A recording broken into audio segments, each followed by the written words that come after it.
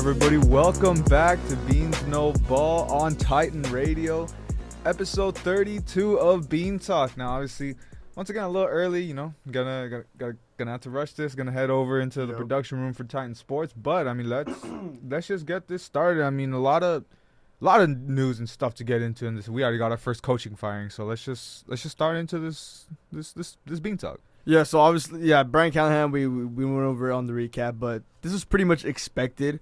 I mean, I know you had a lot of praise. I for expected Callahan. him to have some time, especially with. I mean, come on, what a pitiful team he had going into this season. But I mean, like I said in that game, I mean, with the way that game had gone and the whole season has just seemed to have going, I mean, it looked like change just had to be made. Well, yeah, and then not even that. I mean, they really didn't do anything to improve that. Yeah, they got Tyler Lockett, but that's not really a big accusation, right? They come in, you're supposed to rebuild his offense to help Cam Ward come into this season. He started off the season, first 3 games, no help, and still no help. He's not getting help at all whatsoever, and this is not what you want to see, and I've been saying this for the whole time.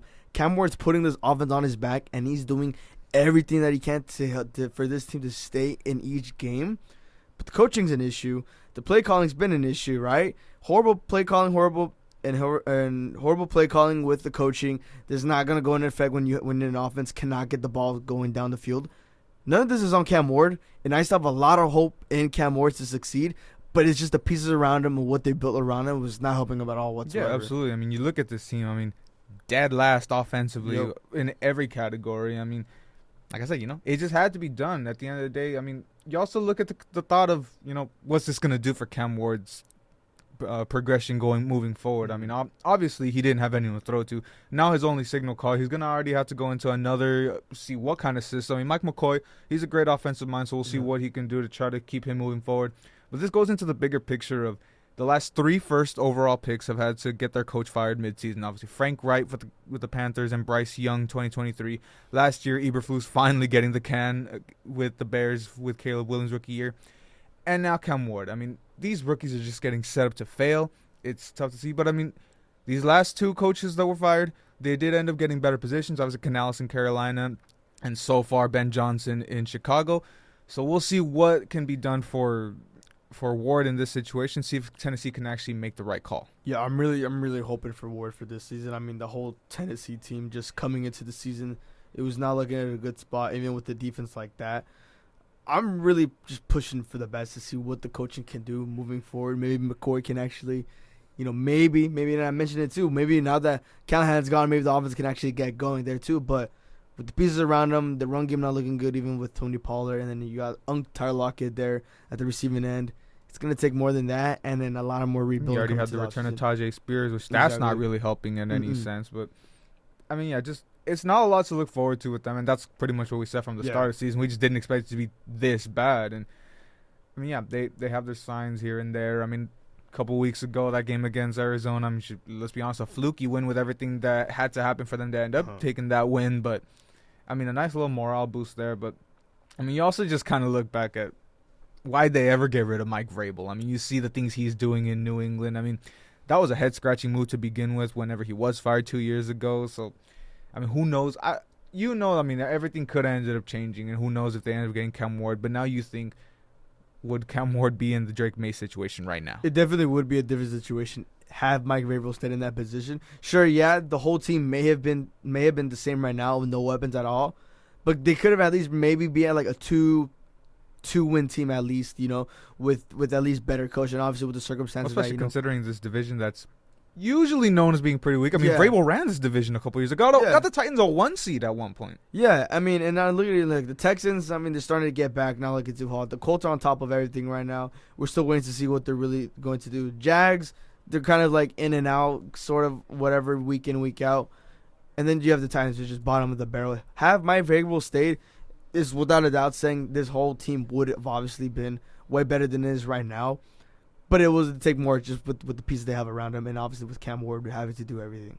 Yeah, absolutely. I mean, other stuff's actually, one of the main things we have to get into. I mean, Brian Branch and that whole debacle that went down Sunday night. I mean, what was the thing? I mean, hey, it did make for a cold picture. I can't lie. Seeing him take on the entire Chiefs, I'm sure a lot of the Chiefs haters Juju just on the ground.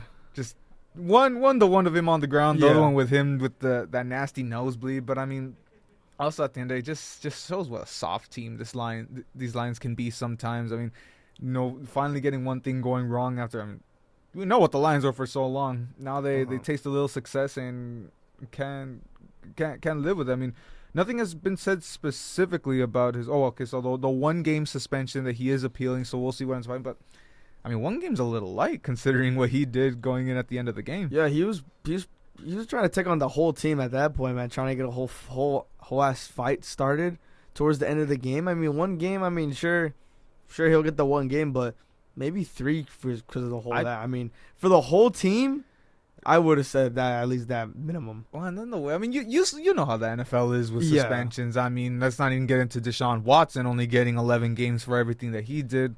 See, I mean, Rashee Rice was 6 games for his whole situation, and then really a whole season for gambling.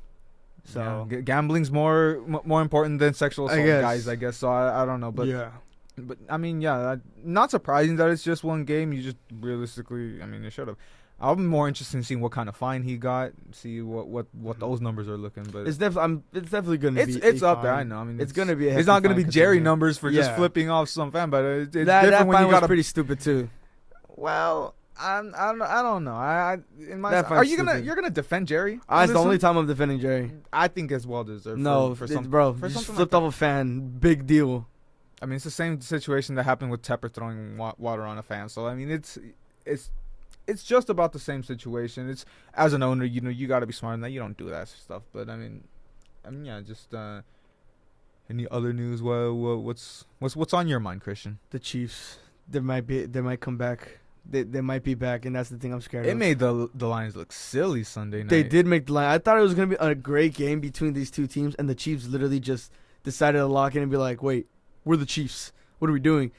And then again, it's the Lions team with a very high-powered offense. You got Amon-Ra J-Mo on the receiving end, and then you got the Sonic and Knuckles duel with Gibbs and Monty, and then you got Jared Goff, who's just been slinging the ball this whole season, and obviously the years prior. But this Chiefs team, I mean, they have a decent defense, and I think when you put the Lions up against a decent defense like the Chiefs or a better defense, then I think that's where they're gonna start to slow down. They proved this wrong against the Browns. Right? It was close at first, but then they just let loose because the offense just really couldn't get forward. But the Chiefs, that whole offense, they're just punching the Lions straight through in and out. And I think from that point, they really could not move anything forward. I think it was getting to their head. So just getting to them early is probably what I think is going to be the one thing for the Lions is that's probably going to be their weakness. But the Chiefs, I mean, right now they're 3-3 right now. They're making a comeback, and that's the one thing like I'm probably scared about, that the AFCs might be in shambles once again. Yeah, absolutely. And I mean, this is that time. I mean, they start really getting into that groove, and even though they're so great in the regular season anyway, they don't put that much emphasis on the regular season. They care about January and February football. Yeah. And at this point, I mean, sure, they started out, 1-3. Now they're back to 500 at 3-3. Yeah, they're back at 500 at 3-3. Mexican, they didn't start 1-3, 1-2, but same thing. It was one of the worst starts in the Mahomes era in general, and all of a sudden they're back. They should be back. I mean, the schedule as it comes, I mean, it's not that bad. I mean, it's relatively favorable. You see, I mean, the Raiders, the Commanders. That Bills game is the one that kind of looks at you, but the way the Bills are looking, do they even scare you anymore? Yeah, that's another thing too about the Bills. Now that they're on the decline right now, like there's a lot going on with the Bills. And I could put it a lot. Their offense is being too conservative. They're not really anything scary. There's not a true wideout threat that's threatening to these defenses. I mean, Shakir, Coleman, those two guys. There's no one threatening on that team, right? You look at all these other teams, right? You got the Rams have Puka. You got Cowboys have CD and Pickens. Then you got the Bengals with Jamar. You got the Vikings with Jettis. Most of these teams have a threatening wideout. But I mean, those last two you just mentioned. I mean, they have. No, I'm talking about objectively. No, I'm talking about objectively. But at the end of the day, they're not even doing anything. They have a threatening wideout with these teams. But then you also look at the Packers and what they're doing. I mean, exactly, it's working. Exactly, what they're doing is working. They're spreading the ball out. There's no true one. That's the problem. And then on the Bills, that's what I'm saying. The coaching with McDermott, like what's going on with the scheme? They're not spreading the ball out with Coleman and Shakir, right? I think Kincaid was out. the Bills game? Kincaid was out, so Knox got in, so the fans are starting to get a little bit fed. Everyone's trying to get the fresh share of the ball, staying with the trend with James Cook. But like I said, teams have a threatening wideout. The Bills don't necessarily have one that really stands out there, right? You have Shakir, who can make some big plays down late in the game, but that's about it. You can have Coleman make some big plays here and there, but there aren't any consistent plays, right, where each team, with each receiver on this team are going to be able to make these plays. Yeah, but at the end of the day, that's my point, that if you can make that work, that's not an issue. I mean, the Packers have gone to the playoffs year in and year out without a wide receiver one. Ever since Devontae left, they haven't had a wide receiver one, and that hasn't hurt them. It's what you can do in that system. And hey, Matt LaFleur, hats off to him. He's been able to work a system like that. And that's what kind of gets into the next topic that I've been kind of thinking about, and I'm going to just throw it in right now. I mean, talk about Sean McDermott. I mean, year in, year out, this is one of those guys that, he hasn't gotten it done. Is he one of those guys that can go on a hot seat? Let's talk about guys on the hot seat. We're getting into that point. We already saw our first firing with Brian Callahan. There's a lot of coaches that could generally start getting into those dangerous waters. And you could absolutely say that Sean McDermott is one of them. I would even say Jonathan Gannon as well for the Cardinals, too. Yeah, I mean, absolutely. Sure, maybe his tenure is still a little short, but, I mean, we're not seeing any improvement from this Cardinals team. First, in one way, you could put a lot of that on Kyler, and more that it's time to move on from Kyler. Yeah. But also, I mean, Jonathan Gannon isn't inspiring too much. The one thing I will say, as a leader, I did like what we saw with him with Amari DeMarcado the other week after his huge blunder. He got fined for it, which is so stupid to me, getting fined $100,000 for just instilling, trying to call out your running back. I mean, it was a stupid play. You threw the game away pretty much in that one, and you're chewing him out for it. But apparently we can't have accountability in the NFL. So that's something I did like to see out of him, that at least he does have that leadership.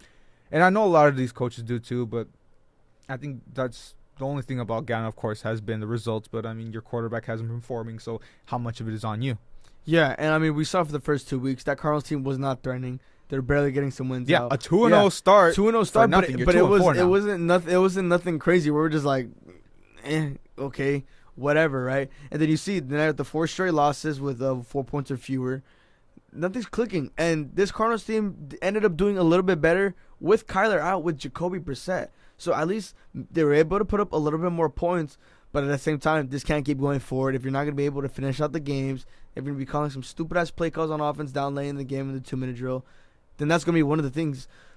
The one thing I'm concerned is another firing that should happen, and this coordinator is obviously Matt Eberflus. And I have no idea why the heck he still has a job with us. Well, that's what the Bears were wondering for years, Christian. Yeah. And obviously, it took a freaking one of the craziest blunders on Thanksgiving to finally give him the can. But I mean, I'm gonna just let you take the floor. Obviously, one of the worst defenses we've seen in NFL history right now. This Cowboys defense has already surpassed the 2020 defense within the first 6 games of the week, and already being the worst. And I think, put in more perspective, where I did mention it, Cavs are now the 6th team scoring 175 plus points within the first 6 games, and only having 2 wins. This shows a lot on the defense. You're leaving a lot of guys open. The zone, even through the scheme, he's running a lot of zone, right? Bryce Young absolutely cooked us in the zone. I don't know why we're giving so many guys cushions. On that 4th down play, late in the game on the Panthers' final drive, they ended up getting the game-winning field goal. Why were we giving these receivers 10 yards of cushion?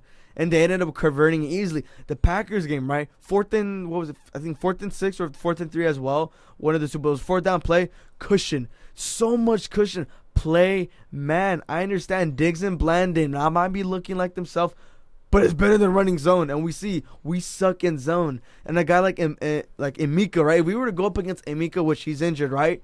He dominates in the zone. 95% of his yards around there is from zone coverage. But the only thing you think about now is, if they're running zone so much, I mean, he might be stupid, but I don't think it's not working. I don't think Eberflus is that stupid that, I mean, who knows how bad their man defense could be if we're seeing that they're running zone so much. They've been running zone. They didn't run man to like the first couple weeks. They've been it was strictly zone. No, that's what I'm saying. Yeah, but my point being, if you're so bad at zone and he's not changing, he's not doing anything, he's not making the change to man.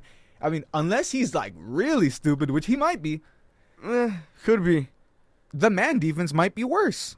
And who knows, because we're not seeing it. So, and at the end of the day, I mean, yeah, the zone defense is so bad that, hey, we might as well take a look at the man defense. Exactly, right? And Nothing at this point is even gonna. Oh, Demo's gonna make his return in November. For what? But for what? Step up the shirt. The linebackers might be better, Get but that's more not. wins. But that's not gonna help for the corners. The safeties suck. Donovan Wilson, I don't know what the hell is up with him. He has not been having a good season. He's been allowing touchdowns every week. Who else? The linebackers. Shamir James. He was one of the from his, I think the last 2 games besides his Panthers game. He was off to a great start, right? So the linebackers is iffy. Once Demo comes back, at least the linebackers will be fine. But for what, this whole defense scheme is not going to get picks. And in the pass rush, they're leaving so many gaps open because of the zone coverage. With so many pictures, Rico getting open. That one picture of Rico having a wide open hole. Dude, they basically let him like, hey, come through. Please be my guest. Elam was gonna get him from that angle. Oh yeah, right. Elam's like, oh, come, right? I'd be surprised if he still has the job by Thanksgiving, and knowing see if he breaks his record from last week. I mean, I hope so, right? But obviously, Shotty's not gonna come out saying that like. Don't think so. He already said it. He already said in the press that like he still believes in Eberflus and the scheme. Well, I don't know how you're believing in a defense who's giving up 30 points per game and over 400 yards a game. This offense can drop 45 points and then lose by 2. This is literally the duality of this Dallas Cowboys team this season once again, and it's just ruining another like MVP season for Dak. The numbers he's putting up, he can well throw for 6,000 yards this year, and probably 40 touchdowns. That's MVP numbers, and it being top 5 in mostly every stat. But obviously, he's not gonna be in the conversation because the record and the team, and maybe that if the one chance they make the wild card, but there's definitely gonna be a thing. Not really, because you also see the other performances we're seeing, and I'm always gonna be one of the first to give Dak his credit. But thing. We see the performances that we're getting out of Baker. Yeah, no, Baker, he's in a winning team. The team is winning. That's why they're looking at it. Because he's actually getting things done, though. That's the difference that's gonna be. I mean, if you have a similar performance and a team that's actually winning, you're saying Baker's getting things done. Dak is getting things done. His defense is just ass. My thing is also, I mean, look at the teams Baker's doing, and the clutch situations and everything. I mean, either way, I'm still gonna put Baker above Dak in any form right now. You put them in both situations, I'm sure the Cowboys will be a little better because of the performances we're seeing just now. I mean, I know you're probably not getting any wins, but either way, I'm still putting Baker's performances above him just at this point. And of course, a winning football team is always gonna give you that edge. So I mean, any quarterback that's playing a little better, he's gonna get the edge over Dak right now because I mean, unfortunately, but because of that defense right now. But I just want to look at. I mean, yeah, we definitely got a little much into. Yes, we know Eberflus should be fired. Mm-hmm. But you also look at a bunch of these other guys. I mean, one of my main ones, I mean, Aaron Glenn. I mean, is he going to be a one and done this season? 0-6. Do we even see a win for these Jets this year? I mean, you look at that offense, allowing 9 sacks against the Broncos. No help. O-line being horrible. Defense barely getting a turnover for the first time in week 6. I think the one thing that's pointing out that why he should be fired was the last 30 seconds of the half. They don't even run a play. And I understand the one thing I can understand, and I do understand it's one of those situations that the game's gone so bad at this point. You just want to get into the locker room, talk to your team, and all that. So I don't want to fault him too much on that. It's definitely no clock management blunder like what we saw with Eberflus last year. But I know it doesn't inspire much confidence in your team, and that's the difference. But I mean, I can see where he's coming from. That just get in the locker room, let's talk this out, and come back strong in the second half. They didn't come back stronger in the second half. No. But I mean, then again, defensively, it literally stated it was a whole. Defensively, game. You give them their flowers, but this has been the story. It's been with the story with the Jets these past couple. Their defense is great. They just can't. They can't find production on offense. Well, the defense is great, but they can't force turnovers. That's the thing. So how great are you? They're getting stops. No turnovers, but they're getting stops. I mean, they kept it. They held the Broncos to 13 points. I mean, that's enough. But that's their only decent performance. I mean, look at everything else. 34 points against the Steelers, 30 points against the Bills. Let's see what kind of Bills team we have right now. The Bucks, sure, great team, but 27 points against the Dolphins. Cowboys have a good offense, so I'm not going to fault them there. But yeah, the Broncos is the only team that they actually had a decent performance against. So I'm not really buying the Jets have a great defense. I mean, they're not keeping teams under a decent amount of points, and they can't force turnovers. I mean, when your offense gets off the field quickly each freaking drive, but we it can't would be make moving sense. the goalposts, man. I mean, at the end of the day, I mean, it's true though. No, if your offense cannot stay on the field for more than like 2 minutes, but at the end of the day, I mean, the great defenses still can get it done, and I mean, we're seeing it from the Jets. I mean, it's not a great defense. I mean, I don't know where that argument can come from, but even in division, I mean, Mike McDaniel's probably going to be one of those guys that's going to get fired. I mean, the whole Dolphins team. I mean, Tua calling out players for showing up late. I mean, everything on that Dolphins team. And don't get me wrong, that's something that he has to do, but not in the media, not calling them out publicly. That's the stuff that stays in house. So that's more things that you look into with them. And honestly, you look at probably like every team. Every 1-win team, I think everyone could probably be on the hot seat except for, I would say, Kellen Moore.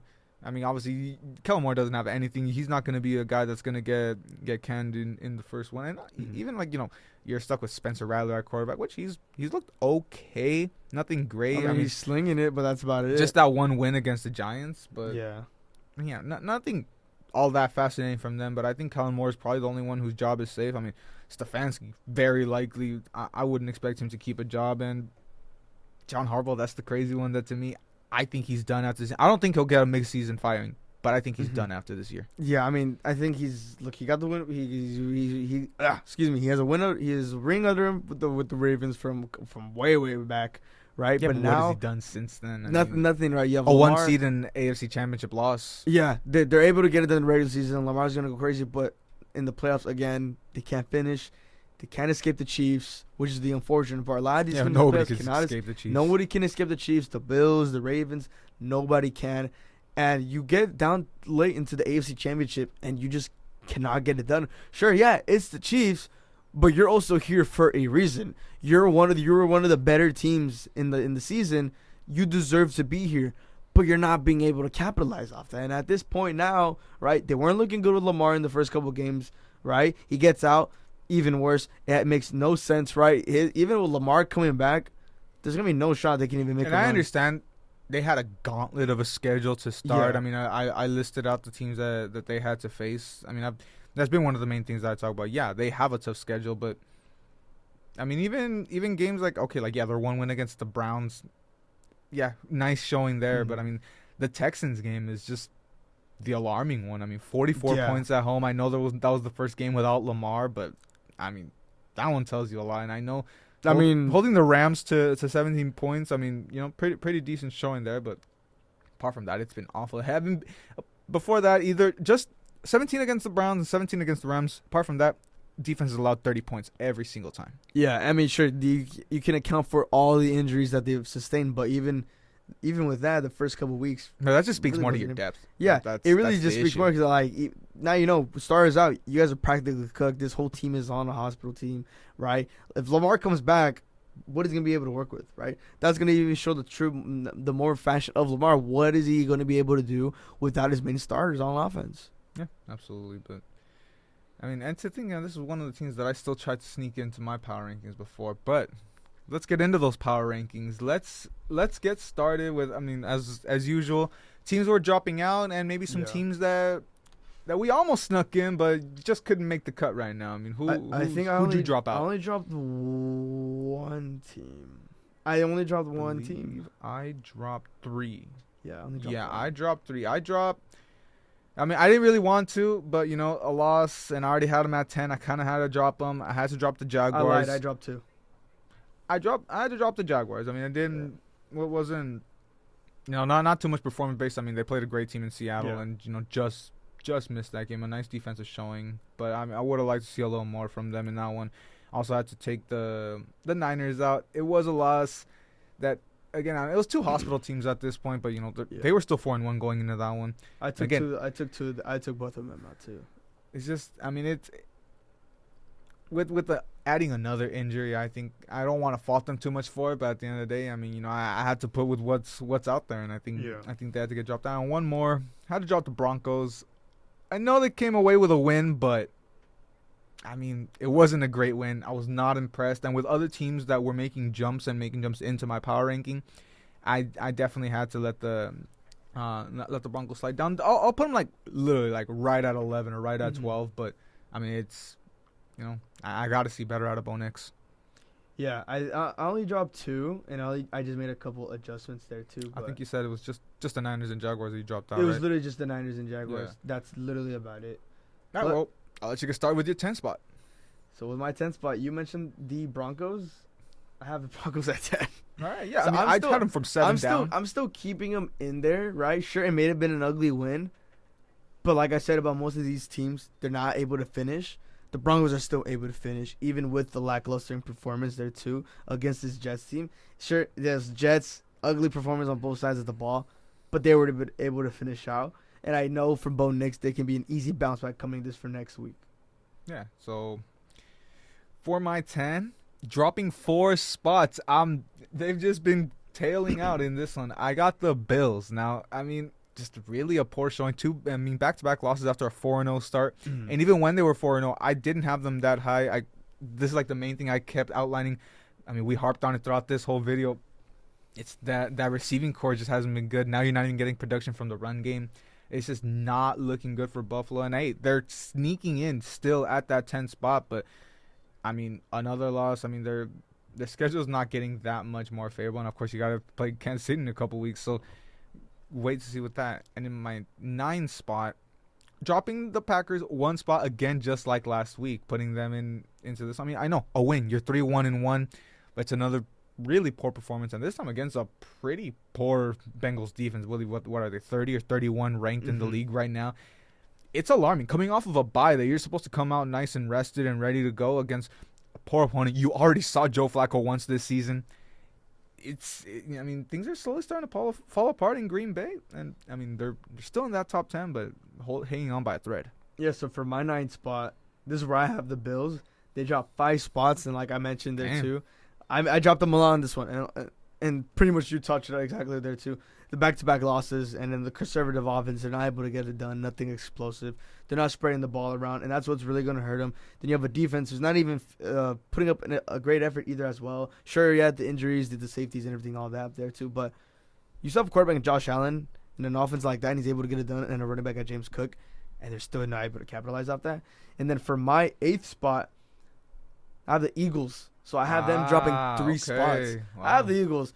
And now this is finally time now where the Eagles is starting to show, man, the lack of offense, right? We saw the Giants game, 4 straight tush pushes. Sure, you got the touchdown, but, I mean, it took 4 attempts, right? The Giants were literally stopping you guys, and they kept going, for that little touchdown. And then we saw what Dart and Scatterbo were able to do. They got to the defense and the offense, and the offensive Philly, they cannot regroup from that. They couldn't reciprocate what the Giants were doing, and that's one of the reasons they lost. We're starting to see now after the Eagles' offense and the offensive coordinator, if they're not able to get explosive plays, right? If they're not able to change up the schemes where A.J. Brown and Devonta Smith, they're running routes where they could get open, or Jalen Hurts is actually still passing and not fully relying on, just the simple short passes and the defense getting turnovers. It's going to be another way long season for Philly, and this could be potential start of them starting to decline. Yeah, which absolutely. They're already declining, but it's going to steep even farther. And it's looking just like that 2023 season that they, still made the playoffs, but flamed out. It's just starting earlier. Who knows what can end up happening here? But, in my 8th spot, now in this one, I'm going to have those 3 newcomers. They're all going to be right here, just back to back to back. It's a returner here with the Seahawks at the 8th spot. I had them in 2 weeks ago, dropped them out, put them back in. I mean, what can I say? Sure, I dropped them out because of a loss against the Buccaneers. Phenomenal shootout that they showed there. Kind of just harped on the defense that they struggled. But, going back in this one, the defense stood out. A great performance against the Jaguars holding it. Sure, I know they let Brian Thomas finally get going, so that's the one thing that you can look on. But apart from that, great showing. Sam Darnold, I'm still going to hold on to it. I'm expecting his downfall little by little, but another phenomenal showing by Jason, who is unfortunately getting into that Offensive Player of the Year conversation with Puka injured. We'll see what can happen in the coming weeks. And, of course, Cooper Kupp getting into the end zone. So, don't love to see it in Washington, but, it's nice to see him regardless. And in my 8th spot, it's the Patriots. Their first time getting into this ranking for me, a 4-2 team. Top of the AFC East is something that obviously we've been talking about this for a while. Nobody really would have expected that. And everything that's been going. Sure, I know Diggs was held a little quiet in this week, but he's really maybe he didn't do too much on the field, but hey, he had some great showings. At least we know what a vocal leader he's been, and we know what he's doing. Like you obviously mentioned, like Kayshawn Booty being able to get involved. Again, the only thing, and I probably would have been able to put them higher, is if we could see this run game going. Obviously, Trayvon Henderson still hasn't done anything. It's getting pretty close that I might have to just drop him outright in fantasy. But, I mean, just everything's really starting to come together. We're seeing what Vrabel's getting out of Drake May, and this Patriots team could be making a run. Yeah, and then for my 7th spot, this is where I have your Rams. Wow. So I dropped them 2 spots, and that's mainly because these last 2 weeks, right? You lost to the Niners hospital team, then this Ravens team. They were keeping it close with this hospitalized Ravens team. They walked away with the win, yes, but we should have expected this Rams team to be a little bit more explosive, a little bit more aggressive. They should not have been close whatsoever at all with all the injuries they've been sustaining them. So that's why I got them that low, right? Sure, yeah, they're going to make a bounce back, but from this week right now, from what I've been seeing, that's why I got to have the Rams that low at 7. Right above, now this is probably going to be a little controversial, but I'm going to have the Packers right above you guys, mainly because of that run game with Josh Jacobs is saving that offense. I mean, you look at everything else in the Packers team, and we'll wait and see. Yeah, but I had to drop them a little bit again. But, I mean, getting into my 6th spot, another new team once again. This is their first time. I know you put them in a couple weeks. Well, you put them in for the first time last week. I got the Steelers now. I mean, it's a team that, I wasn't giving them that much respect for the most part. I mean, we talked about this in the recap, but I mean, hey, 4-1. Aaron Rodgers is slinging it. DK is getting involved. I mean, everything's working. I mean, TJ is kind of having a quietly good year. I mean, not really filling out the statue, but obviously he has that presence on the defense. So just everything's really come together. And like I said, when you have probably one of the worst divisions outside of yourself in football, I mean, it's easy to see that the Steelers are really making moves. And going up to the 5th spot, this is where I have the Eagles. Dropped them just 2 spots. I mean, not that much. I mean, I know it's back-to-back losses. I could have probably dropped them a little more, but at the end of the day, I mean, the defense, despite a poor showing against New York, still is what's kind of holding on to a third at this point. Obviously, the main issue, I think you pretty much touched on everything that gave me reason to drop them. You still give some respect to the defending champion and everything that they have been able to do moving towards this game. Just still have to give them just a little bit. I mean, we got to show them a little. You already had them on your list, but I got the Seahawks at 5. So I have this. This is now the Seahawks are making the rankings for the first time for me. And that's exactly what Sam Darnold is doing. He's proving a lot of people wrong on that offense. The Seahawks are doing great. The defense is still looking good. And like you mentioned, JSN, right? This receiving core was going to have to be built around JSN for him to step up at the 1 spot to see what he's able to do, right? Cooper Kupp hasn't really been doing anything. He got the touchdown, like you mentioned, right?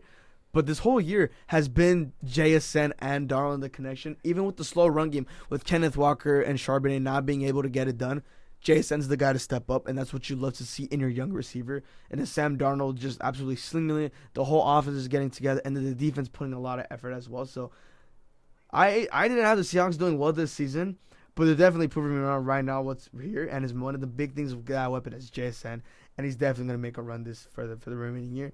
And at the 4th spot, they dropped 3 spots. This is where I got the Lions. Still having the top 5 because they have an explosive offense. Then they can get it done on the ground. They can get it done in the receiving end. Jared Goff can also get it done while in passing, right? But the defense on the other hand, right? It's looking a little slow. We saw the Chiefs were getting into it, right? You're looking at the Chiefs team, the receiving core outside of Worthy and Rice, who haven't been anything so far. So they just came back, right? Outside of you have Juju and you have Tyreek Thorin. Outside that receiving core, it's pretty decent, right? But they're able to work around it, even with Worthy not being able to have a big game. And then Hollywood Brown. How did I forget about Hollywood Brown, right?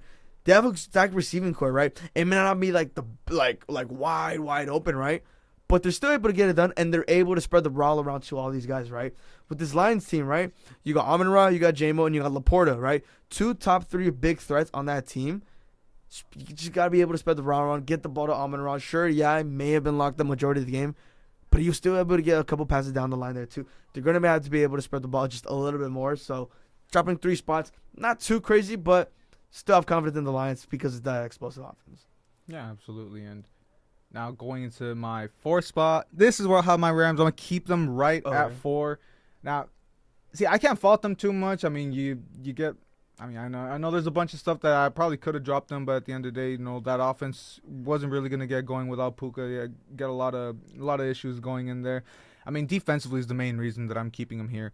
I'm not gonna fault him too much on special teams. That can be it's into its own thing. But I mean, I know it was.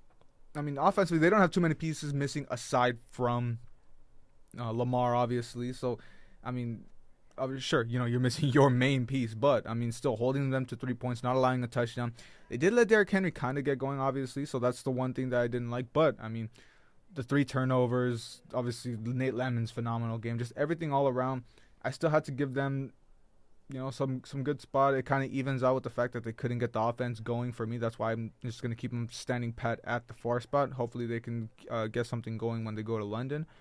But into the 3 spot, that's where I'm going to put the Lions. I'm only dropping them 2 spots.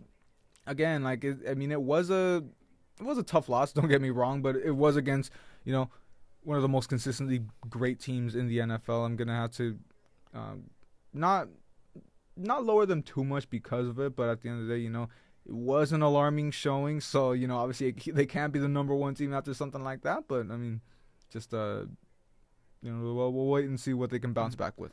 So for my 3 team, I had the Steelers in here. So I got them going from 10 to 3, so 7 spots. That's a really big jump. But I mean, I've covered it and I've mentioned it already, right? Rodgers, he's looking like his vintage self. They're just not slowing him down. DK, the connection with him and Rodgers, it's only going to slowly get better here on out from the next weeks to come, right? The defense, Jalen Ramsey on that side, right on the corners, they're doing a great job. Sure, T.J. Watt may be having a very so far quiet season, right? But the Packers are still deadly. You cannot count them out whatsoever. And I expected them to have a losing season this year for the first time in Tomlin's career. But Rodgers is getting it done. The age isn't showing, and that's the one thing you want to see in such an old quarterback. He's still able to get it done. This unk is still moving, right? And it's going to be between him and DK and everything else on the receiving court to spread the ball around there too. But even if it's just him and DK, and maybe the run game's not really doing that well with Kenneth Gainwell or Jalen Warren, just still getting them in the pass game, and the defense is going to compensate if anything if they can get into the offense. That's why I have them that high. And then for my 2 spot, this is where I got the Colts. I have the Colts at 2, right? Sure, yeah, they had a poor showing against the Cardinals, right? Defensively, but the offense, JT on the run game, Michael Pittman and Tyler Warren on the receiving end, and Daniel Jones, he's protecting the ball. He's doing everything he's good. He's having a great season. I got them that high up there too. It could be interchangeable, right, between the Steelers and the Colts, just because the Steelers is just a little bit better. But offensively, all around, the Colts have a slightly better offense compared to the Steelers, mainly because of the running back and then the weapons they have on offense. That's a little interchangeable. But the Colts, they're on top of that South, a very weak South. But Daniel Jones, that's the story of the year for the Colts. He's getting it done.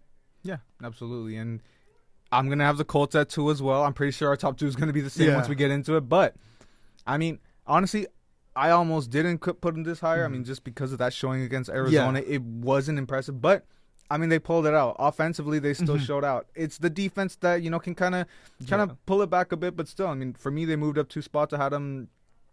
Actually, no, I moved up 3 spots. I had them as my 5 spot. I only moved them once. They're at 3. Yeah, I had them at 5 last week. But I mean, everything you said too. I mean, everyone's getting involved. I mean, Tyler Warren, making a sneaky case for offensive rookie of the year if Emeka doesn't get to make his way back, unfortunately. But I mean, not much I can say. You kind of already covered mostly for the Colts. It's just, I mean, they've been one of the revelations of this season, and obviously Danny Dimes having his own resurgence, but. At number 1, I don't think it was ever any doubt. We got the Tampa Bay Buccaneers. I mean, just a great showing against. Sure, it was 2 hospital teams playing when they took on the Niners, but I mean they got it done. Obviously, I outlined it a bunch in that last video. I mean, just without your top 2 receivers, without your top running back, and still 5-1. I mean, it's just this is the type of thing that I know what you were talking about. Forget which team that you talked about, but this is just what talks about your depth. And, still being able to get it done with everything. That defense, I mean, obviously phenomenal, being able to hold the Niners under 20 points. And most of them being only some field goals at that range. But, I mean, at the end, I mean, can't say too much about Tampa. Just a phenomenal showing for them. And obviously we got the MVP front runner on their side. Yeah. this is the unanimous at the one spot. I mean, they're able to get it done. Baker, no weapons, no problem. He's gonna work with what he's working with, and he's getting it done. And a lot of that's going to be thanks to the coaching as well, and just the caliber of player that Baker Mayfield is. And sure, the defense hasn't looked too great, right? Having the offense have them play majority of the time this season for the Bucks, they played from the behind, but Baker's clutching up. His clutch gene, he's getting it done. Even though it's game-winning field goal or touchdown, whatever it is, they're getting it done. And that's exactly why the Bucks are in the position that it is right now. They're able to finish. Yeah, absolutely. I mean, honestly, like you said, good amount of movement in this power ranking. But I mean, we'll see. Obviously, got another big slew of games. Thursday. Yeah, not just a big slew. We'll see what ends up changing. But yeah, let's get into Thursday night. Obviously, just get that out the way. A great AFC North battle that I guess it's not that enticing, but I mean, big storyline of this game. You know, you got the unction. There you go. The unction, the unk off, whatever you want to call it. The unk bowl. We got a little bit of heat going into this one. Mike Tomlin calling out the Browns for trading for trading Joe Flacco in division. Now, honestly, I understand it, but yeah, the Browns. I mean, you saw enough out of Joe Flacco to make him your Week 1 starter, and all of a sudden you trade him in division to a team that desperately needs a quarterback. That doesn't seem like the kind of business you want to do in division. Yeah, it's like a weird, and they didn't even get a lot of compensation for that either. I mean, what compensation are you going to get? I mean, exactly, exactly right. Joe Flacco's not worth that much at all. He's unk, right? We're gonna spin the unk bowl, right? I can understand Tomlin's frustration, but again, you're 4-1 or 5-1. But see, here's the thing, right? But Joe Flacco knows the Steelers very well. He knows to Mike Tomlin very well. That's the one thing that worries him. And that's the one thing, these Thursday night games on short rest, in division games, personally, I mean, I'm taking the Steelers. I'm not going to get fooled. I'm taking the Steelers. Yeah, but you're 4-1. Stop complaining. But it's not that simple as just you're 4-1. Yeah. This is an in-division game with a quarterback that knows you inside and out. We know the battles that they've had in the past, well, in his time in Baltimore. I mean, I understand what he's thinking. It's a little bit of sour grapes, don't get me wrong. But I mean it makes sense. But, like, I don't know. It'll be funny if the Browns can pull away with this one. Bengals? I'm sorry, Bengals. Sorry. But see, and that's my thing. Because Joe Flacco knows this division so well, he knows this team so well, it would not surprise me. My balls are not telling me to take them on this one. But it wouldn't surprise me if we see some shenanigans in this game. But, I mean, still, with the offense that the Steelers are running right now, going up against this deplorable Bengals defense, I think even if Joe Flacco knows them so well that he has a generational game, I think the Pittsburgh offense that's is what still I'm gonna saying. cook. Their defense is great. The offense is cooking, right? There's no way that's gonna happen. Like, I can understand his frustration with in division trades, but I mean, come on. No, I understand. But I mean, come on. But you also come on. I mean, there's a story there. Yeah, there's something. There's something to talk about there. And Tomlin, I can see his point, but come on, it's the Bengals. He's stirring shit up. I mean, let's be honest. Yeah, no, but it's cool. It's cool. And if it clicks and it's working, it's working. Absolutely. Yeah. So, I mean, once again, starting off the week with an agreement. We'll see if this time we got a 2-game stretch that we've been taking L's on Thursday night. Let's see if we can change that. But I swear to God, Joe Flacco. I swear to God. Yeah, I don't know, man, but you watch.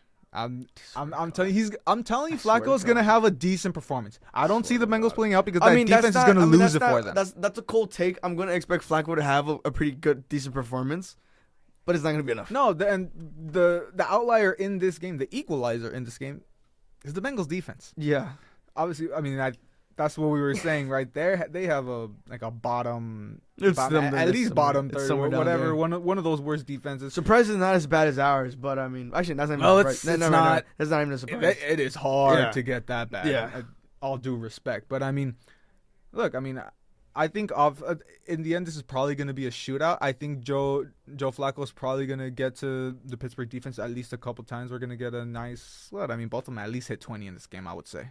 Yeah. It's definitely going to be a good one to watch. I mean, it's still an in-division battle. It's going to be a close one. But I don't think it's going to be one where it's just like, wow, Joe Flacco actually got it done. No, he won't get it done at the end of the day. But, I mean, these on the short week, we're going to see some crazy stuff going on. It's just not going to pull their way out. But, I mean, I don't know, any That's big. about it. That's just about it, right? I Yeah. mean, hey, so got my Rams heading to London, so I'm gonna wake up nice and early for that one. But apart from that, I mean, yeah, just another great week of football. Hopefully, we can get those picks. Get those picks right a little better. It was a rough week last week, but I mean, hey, obviously gotta make sure, of course. Thank you guys for watching. Be sure to like and subscribe. If you didn't catch this on Titan Radio, be sure to find us on YouTube and Spotify and any of those platforms. Enjoyed having you here, and be sure to come back on Tuesday morning for our recap of all of the Week 7 action.